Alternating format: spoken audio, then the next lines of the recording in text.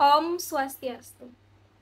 Terima kasih Bapak dosen dan rekan-rekan sekalian atas kesempatan serta waktu yang telah diberikan kepada kelompok kami. Di sini kami akan menyajikan materi terkait mata kuliah akuntansi sektor publik.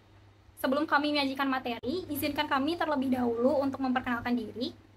Saya Niputu Eka Sri Setiadewi nomor absen 12, serta rekan saya Nimade Arianti Putri nomor absen 14. Untuk materi yang akan kami sajikan yaitu terkait teknik akuntansi manajemen sektor publik dalam pelayanan publik akuntansi. Sistem akuntansi yang dirancang dan dijalankan dengan baik, maka akan menjamin dilakukannya prinsip accountability dan prinsip steward yang baik pula. Pemerintah atau unit kerja perlu untuk memiliki sistem akuntansi yang tidak hanya berfungsi sebagai alat pengendalian transaksi keuangan, namun juga dapat mendukung pencapaian tujuan dari organisasi. Teori-teori teknik akuntansi sektor publik terdiri atas yang pertama, ada akuntansi anggaran atau budgetary accounting, ada akuntansi komitmen atau commitment accounting, ada akuntansi dana atau fund accounting, ada akuntansi kas atau cash accounting, dan ada akuntansi accrual atau accrual accounting. Di sini yang pertama, ada akuntansi anggaran atau disebut juga dengan budgetary accounting.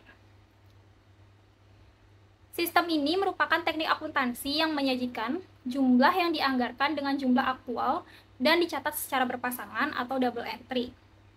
Akuntansi anggaran merupakan praktik akuntansi yang banyak digunakan oleh organisasi sektor publik, terutama pemerintahan, di mana mencatat serta menyajikan akun operasi dalam format yang sama dengan anggarannya.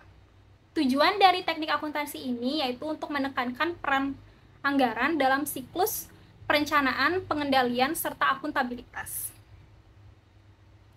Organisasi sektor publik menyajikan informasi terkait anggaran dan realitasnya dalam 2 kolom secara bersama-sama.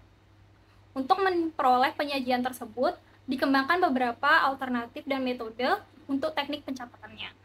Antara lain, ada yang pertama, mencatat anggaran sebagai sebuah transaksi tersendiri dan memperlakukan setiap akun anggaran sebagai akun buku besar tersendiri yang setara dengan akun lainnya.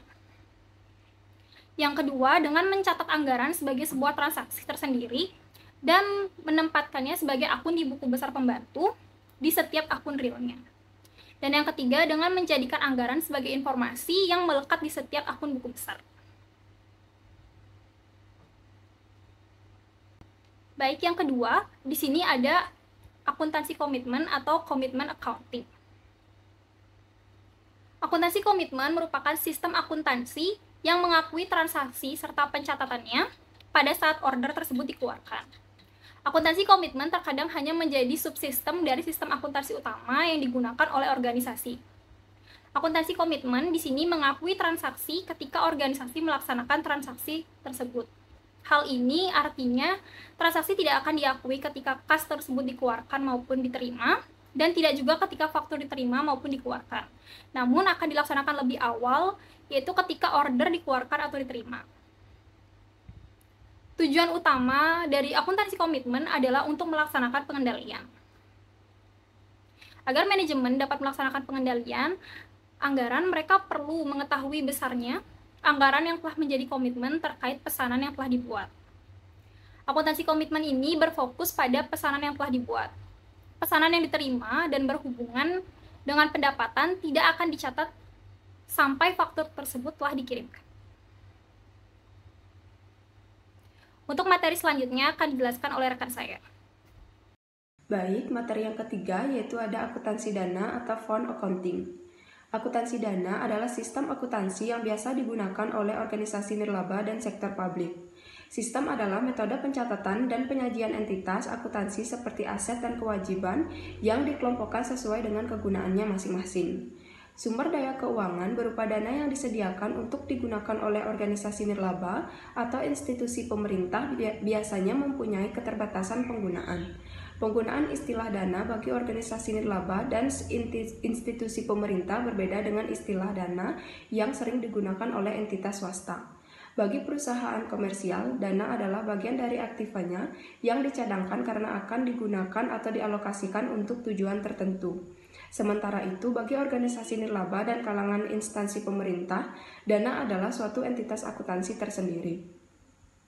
Kesatuan dana-dana yang dimiliki organisasi sektor publik dapat digolongkan menjadi dua. Yang pertama, dana yang bisa dibelanjakan atau expendable fund. Dana yang disediakan untuk membiayai aktivitas-aktivitas yang bersifat non-inance yang menjadi bagian dari tujuan organisasi sektor publik.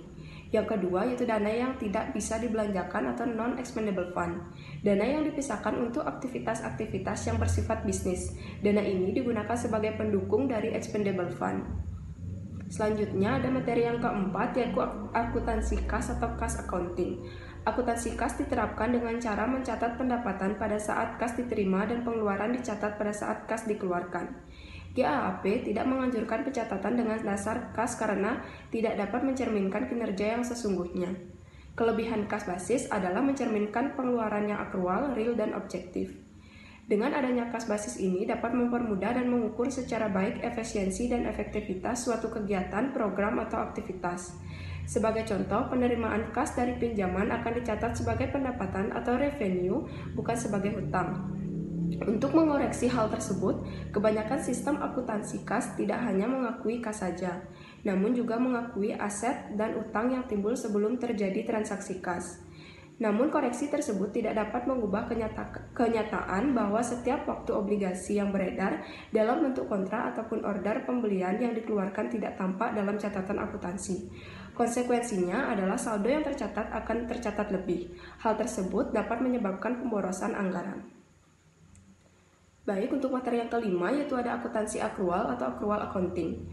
Penerapan basis akrual sedikit berbeda antara proprietary fin atau full accrual dengan governmental fin atau modified accrual. Karena biasanya diukur dalam proprietary fund, sedangkan expenditure difokuskan pada general fund. Expenditure adalah jumlah kas yang dikeluarkan atau akan dikeluarkan selama periode akuntansi. Pengaplikasian akrual basis dalam akuntansi sektor publik pada dasarnya adalah untuk menentukan cost of service dan charging for service, yaitu untuk mengetahui besarnya biaya yang dibutuhkan untuk menghasilkan pelayanan publik, serta penentuan harga pelayanan yang dibebankan kepada publik. Akuntansi berbasis akrual membedakan antara penerima kas dan hak untuk mendapatkan kas, serta pengeluaran kas dan kewajiban untuk membayarkan kas. Oleh karena itu, dengan sistem akrual, pendapatan dan biaya diakui pada saat diperoleh atau terjadi tanpa memandang apakah kas sudah diterima atau dikeluarkan. Baik, sekian pemaparan materi dari kelompok kami. Kesimpulan yang kami dapat yaitu teknik-teknik akuntansi sektor publik yang terdiri atas akuntansi anggaran, akuntansi komitmen, akuntansi dana, akuntansi kas, dan akuntansi akrual. Akuntansi anggaran merupakan teknik akuntansi yang menyajikan jumlah yang dianggarkan dengan jumlah aktual dan dicatat double entry. Akuntansi komitmen merupakan sistem akuntansi yang mengakui transaksi dan pencatatannya pada saat order dikeluarkan. Akuntansi dana adalah sistem akuntansi yang biasa digunakan oleh organisasi nirlaba dan sektor publik. Akuntansi kas diterapkan dengan cara mencatat pendapatan pada kas diterima dan pengeluaran dicatat pada saat kas dikeluarkan.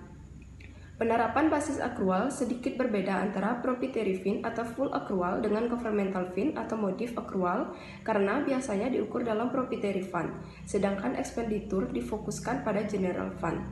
Baik, sekian pemaparan materi dari kelompok kami. Kami tutup dengan terima kasih dan selamat malam.